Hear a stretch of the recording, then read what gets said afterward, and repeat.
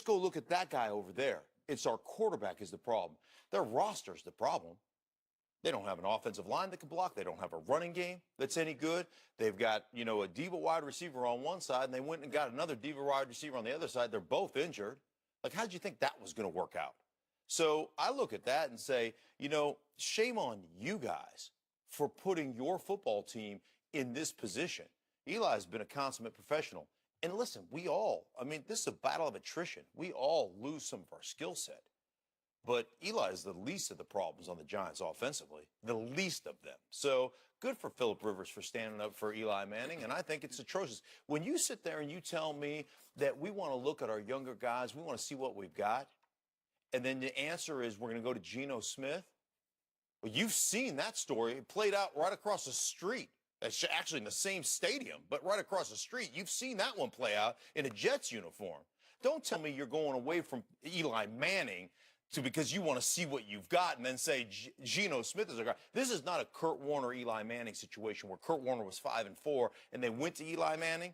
Eli Manning was a first pick, yeah. Like they knew what they were doing there. This is Webb, a third rounder, I believe, and Geno Smith. I mean, listen, man.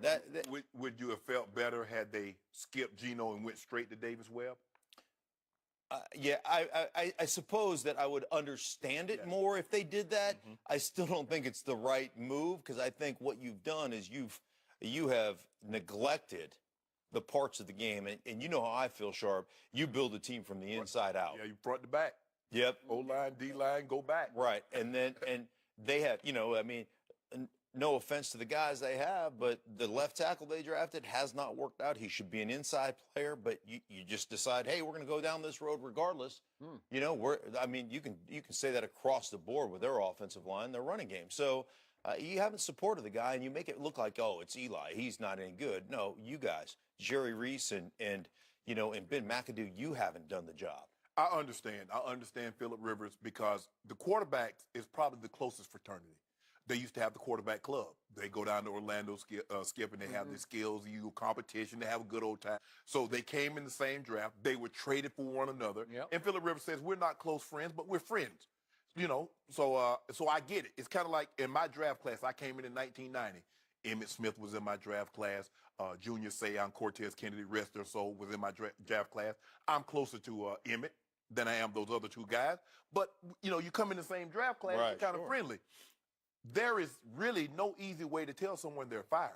If I'm on a job, Skip, and do I need the boss to call me in or call me at home? Or do they give me a puppy and some balloons and still tell me I'm without a job?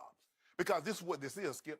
Eli Manning has not played well. Eli could have done, if all Eli had to do was play better than what he's played, we would not have this discussion. Eli hasn't played well, and you know this. Right. There have been so many players that have gotten benched because of their play. Now, maybe it's not them per se, but DBs get benched, linebackers get benched, but it's a quarterback, a Super Bowl winning quarterback, a Manning in New York City. Yep. So now you got the perfect storm. Skip, the dude hasn't played well. On Thanksgiving, he threw for 113 yards with under 50% completion. And everybody see, Skip, if they let him go to these last 5 games, let's just say for the sake of argument, they win 2 of their 3 in the game. You know what the fan base is going to say? We get Odell back, we get Brandon Marshall back, draft a running back, Eli, okay. See, it's never going to be good enough for the fan base, Skip. Winning Super Bowls does not give you a lifetime contract with a team. Not winning 2. Winning 5 now gives you a lifetime contract. But not, come on. As long as you keep playing well. How about winning 2 over Tom Brady? That doesn't do it? No. No. I don't know. Because that's some cachet, man. Because guess what he followed it up with, Skip? Leading the league in interception. I know. So what about that? So what should they have done then when he threw 26 picks? Look, I'm more with you than with you on this one. And I admire Phillip Rivers, and I respect that he stood up and said what you love that he said. And Eli is a really good guy, and he has been a class act in a tough place to be a class act in. He has been Derek Jeter-esque in New York City. Yes. I get all that. But what to me is mostly pathetic is the fact that Eli's team has missed the playoffs 5 of the last 6 years since the second Super Bowl run. So only 1 playoff appearance in 6 years. And he was the quarterback of all those teams. Yeah. And the one time they did make it was last year when, over the last 6 games, including the playoff loss at Lambeau, that offense failed to top 20, to score 20 or more points in all those 6 games. That's pathetic. And, you know, Eli has led this league in interceptions not once or twice, but 3 times he's led the league in interceptions. And if I replace the name Manning on the back with Smith, Nobody got a problem he would with have it. been gone. Nobody has a He problem wouldn't have with it. lasted this long. So he had 2 magical Super Bowl runs, just all-time great, in which they went 4-0 and 4-0. But the other 4 times, Eli's team made the playoffs, one and done, one and done, one and done. So he's 8-4 in the playoffs, and you don't have that much to show for a long career. Correct. And I don't know how much longer you can go where I think it came from, although John Mara was saying yesterday, oh, I wasn't involved in it. Yes, you were.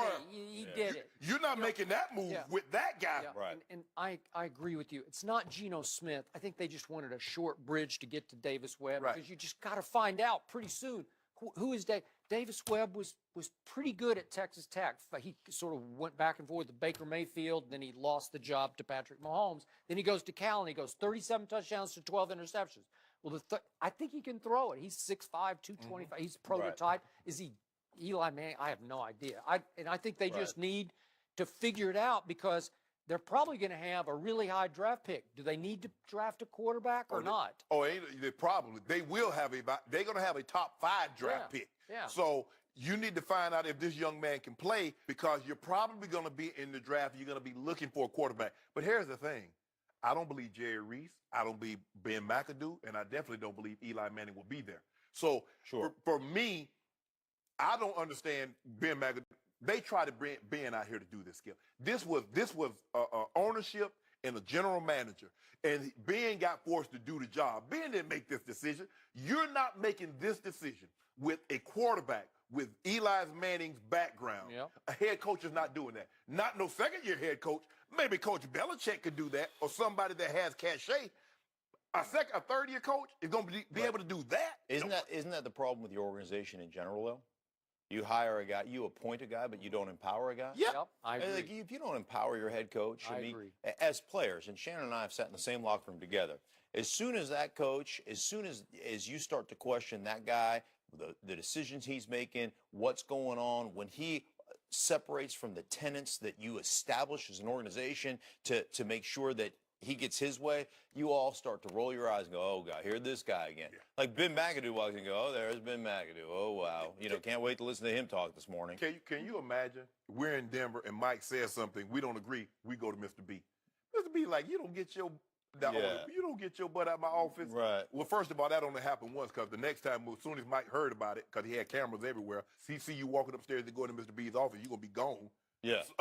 Who did? Who went to the office? No, I'm just saying, if Mike said something and we didn't like it. Did you ever go to Mr. B's office? No. Why would I do that? I mean, he's the head coach.